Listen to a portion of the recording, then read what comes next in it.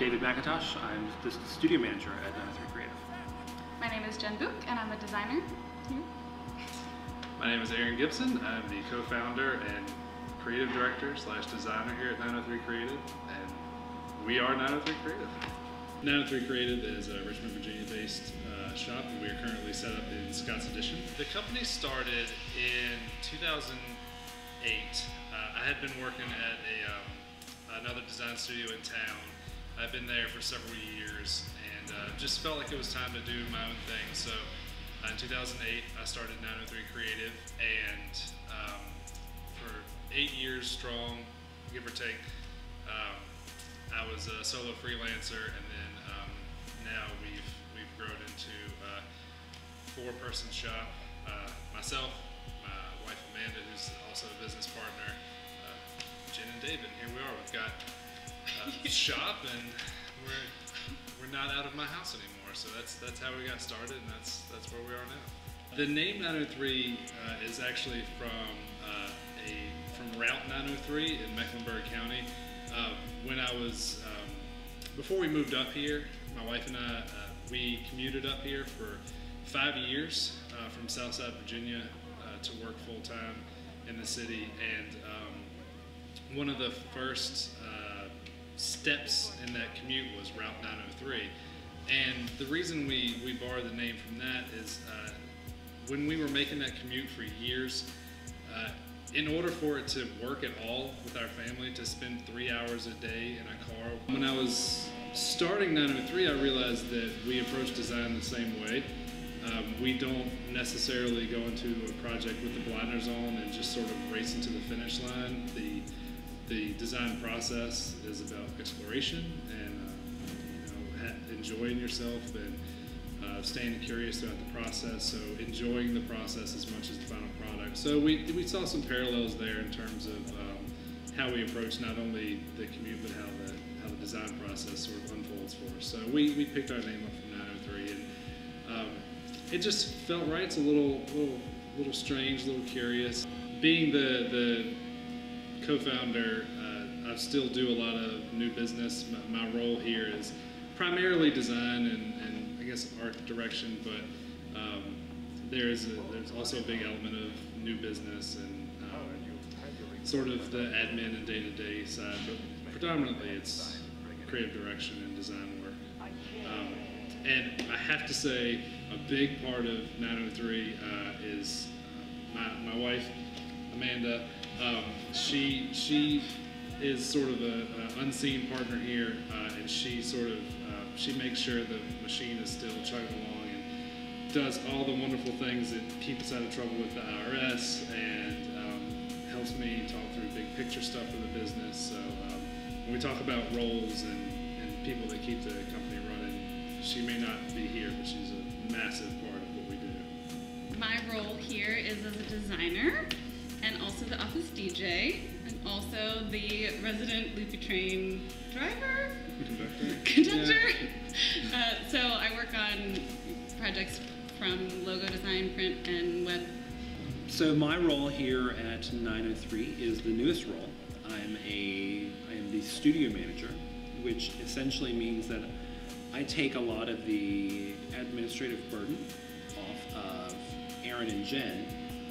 When I get a chance, I lend my perspective onto projects and work as it's being done. So I definitely am I seem to be the client voice here, which is good. A trying task when all the windows are open and it's bright and sunny outside, to keep focus on things. So I try to also remind them when things are due. So we do varies a pretty good amount. We sort of bottom line it by saying print, web, and logo design. A lot of times people find us when they've got a business they're looking to start up, or some sort of hobby or side hustle that they realize they can follow and make a living out of. So we may help them craft a brand or build a business around that.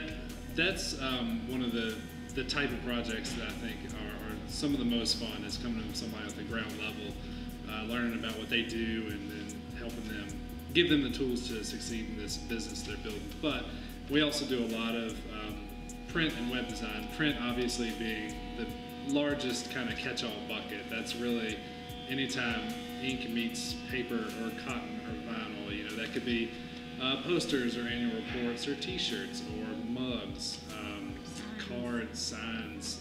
It's any, I don't want to say any sort of form of visual communication, but it is a very, it's a large bucket, that print bucket. So if you have something that you want to try, or you have this idea, I think Richmond is really good about getting behind you, and I think a lot of people feel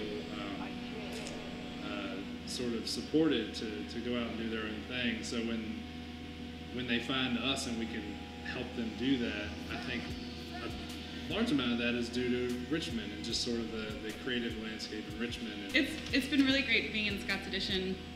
We moved in August. A lot of our clients are in the neighborhood, which is, you know, it's a creative, up-and-coming neighborhood.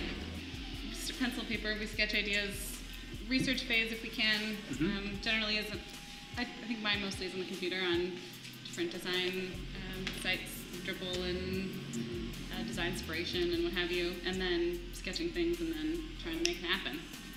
And I think the good thing about being a smaller shop is that, you know, we may sketch out an idea and we may come up with something that the client didn't really think about, and so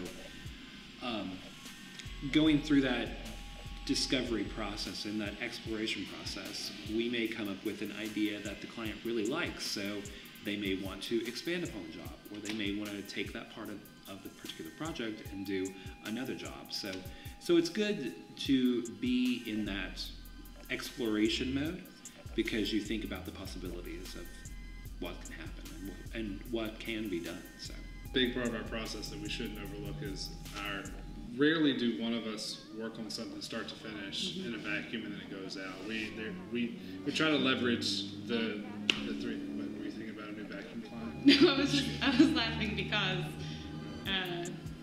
you know, like, our screens are so close together that if there's anything happening with anybody else, what's that? Wait, where's that? Oh, that's fun, or that's more fun than what I'm doing, or so we all kind of know. I like to know all the facts. We know what's happening everywhere. Creeper. So special moments for me is actually kind of a surprising one, because as you go out either on your own or you enter the field or you start a business, you sort of set these milestones that you think are going to be the special moments. You know, I've got my heroes in the industry that I want to meet. You meet them, that's great. Or I've got these awards or recognitions that I want to get, and you know, you do, and that's great again. But for me, the biggest special moment was turning the corner and going from a solo freelancer to actually having a small shop. I had built it up as sort of a almost like a burden to grow the business, and I had got in my head that I need to touch everything to know what's happening with the business, and it's going to be a hassle to bring people on and have it be more than just me in this room in my house. I completely overlooked that, you know, I can work with my friends, people that I love and respect, and it's even more fun. I'm still waiting to find those people, but I was making you feel like, I don't know who those people are. The day-to-day kind of, you get doing the same old thing. So because of that, spending each day becomes more important. So it comes down, it doesn't come down to actual moments, because each of those moments kind of make up your collective experience. So I'm a mentor for MakeSpace. MakeSpace is a mentorship program at the Visual Arts Center, and there are 12 sixth grade girls and 12 mentors, and we meet once a week, and it's kind of a big brother, big sister situation, but through our projects. So each week we make something that will then eventually be in their room, so it's creating a space of their own and empowerment, whatever. And that's been a really special experience to get to know the other mentors and the girls and remember what it was like to be a 12-year-old and all the drama therein. But it's been really nice to lend kind of a creative eye and to be shaping little young people. I think the creative industry lends itself a little bit to be yourself and be open and fun, and I love it. It's my answer. Agreed. Yeah, I can't imagine doing anything else. I'm very happy being in the creative field. Yeah, and I definitely think being creative, you know, there's a wide spectrum of what that means. Do you put on a costume and wear makeup all day, or do you sit quietly at your desk and sketch? You know, it's kind of that wide range, and that's what's great about Richmond is the fact that there is this wide range of creative people, whether you're creative in the arts, in printmaking, in painting, in sculpting, in the kitchen, in the brewery, wherever, you know. And I feel like Scott's Edition actually has become a little bit of a hub for that, with all the breweries, with all the great places to eat, with all the places doing great things. It's a great time to be creative. My advice for anybody going into this field or pursuing a creative endeavor is to find your passion, find the thing that you would do if you didn't get paid for it, and see if more than likely there's a way to make that your life, a living that you can do every day and actually get paid for it. I think one of the saddest things is to really love something and want to do it, and not look for a way to find a way to make that what you do all the time. To sort of settle or go another route just because that may on paper sound like a better decision, or financially it's more secure. I think it's a big thing is find what you love and do it, and then also to just stay curious, I guess.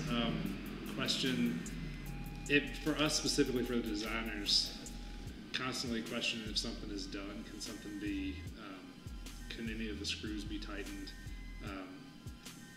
Why was something done this way? Why does it have to be said this way? Why does something have to be designed this way?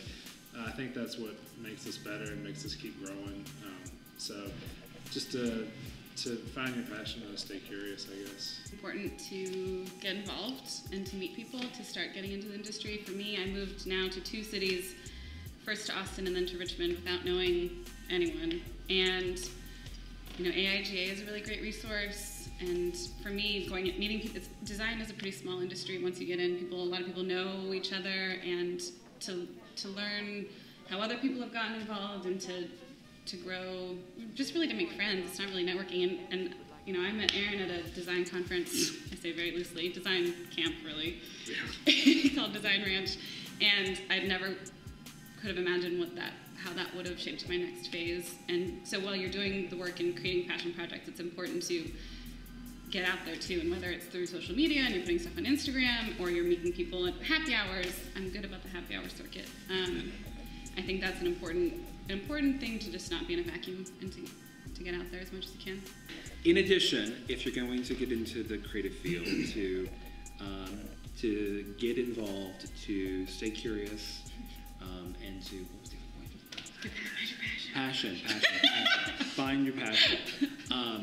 In addition to those things, I would say to be able to speak to what you do really well, to hone your craft and hone your pitch, so that when you go into those challenges where you're having to fight for your design, you're able to speak to it in a clear and easily distinguished manner that helps set you apart from everything else.